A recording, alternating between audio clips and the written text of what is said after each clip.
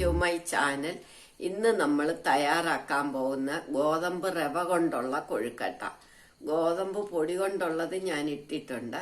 ഇന്ന് തയ്യാറാക്കുന്നത് ഗോതമ്പ് റവ വെച്ചിട്ട് എളുപ്പം തയ്യാറാക്കാൻ പറ്റും കൊഴുക്കട്ട. അതെങ്ങനെയാണെന്ന് നമുക്ക് നോക്കാം. നല്ല നുറുക്ക് ഗോതമ്പ്, സൂചി ഗോതമ്പിന്റെ നല്ല നുറുക്ക്, തീരെ താവലായിട്ടുള്ള റവ എടുക്കണം.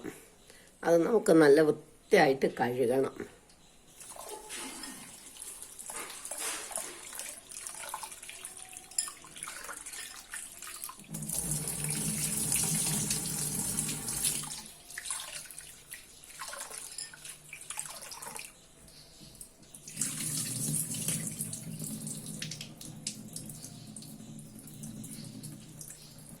ഇത് നല്ല വൃത്തിയായിട്ട് കഴുകി ഇനി നമുക്ക് കുറച്ച് വെള്ളം ഒഴിച്ചു വെക്കണം. നമ്മൾ ഒരു ഗ്ലാസ് എടുത്ത് അത് നികക്കെ വെള്ളം ഒഴിച്ചു വെക്കാം.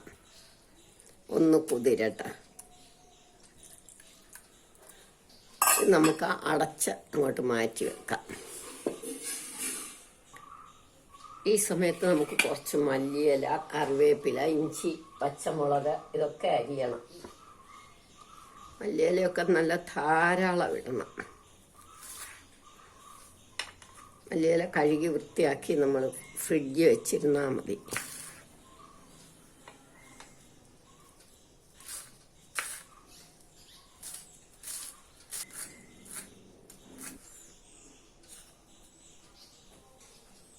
ഇനി നമുക്ക് കറിവേപ്പില, ഇനി ഒരു പച്ചമുളക്, അല്ലെങ്കിൽ 2 or 3 പച്ചമുളക് ഉപയോഗിക്കുക. അത് ഓരോരുത്തർക്കും അവരവരുടെ ഇഷ്ടം പോലെ, ഏരിയയുടെ കണക്ക് പോലെ.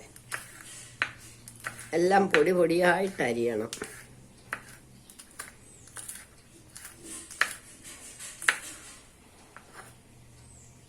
ഇനി ഇഞ്ചി, ഞാൻ നല്ലൊരു കഷ്ണം ഇഞ്ചി എടുത്തു. അരി ഒരുപാട് വേണ്ടാത്തവർക്ക് അധികം എടുക്കണ്ട.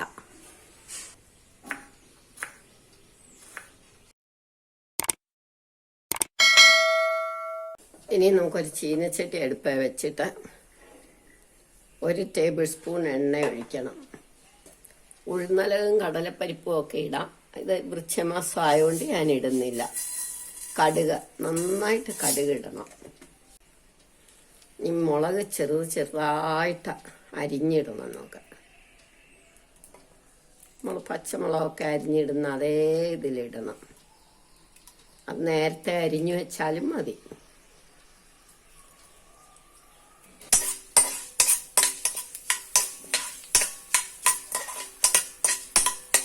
കടുക് പൊട്ടട്ടെ.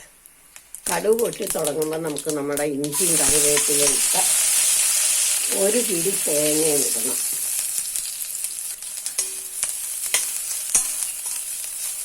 അതിനകത്ത് നമ്മുടെ ഗോതമ്പിലെ വെള്ളമൊക്കെ വറ്റി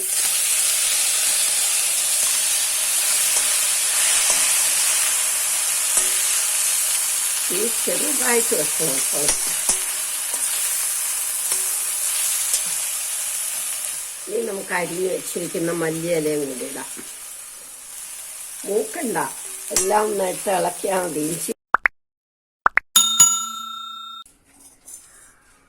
തീരെ നുറുക്കായിട്ടുള്ള ഗോതമ്പ് വേണം.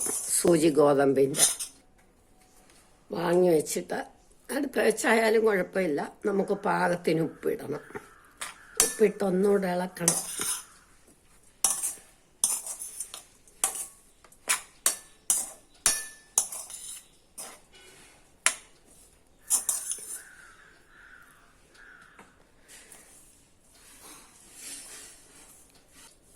ഇനി ഇത് നമുക്ക് ചെറിയ ഉരുളകളാക്കണം.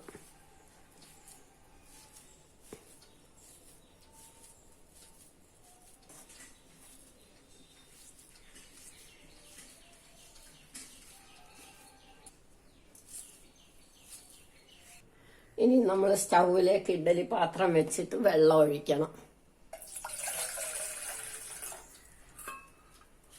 ഇതേമാതിരി തട്ട ഇട്ട് നമ്മുടെ കൊഴുക്കട്ടയെല്ലാം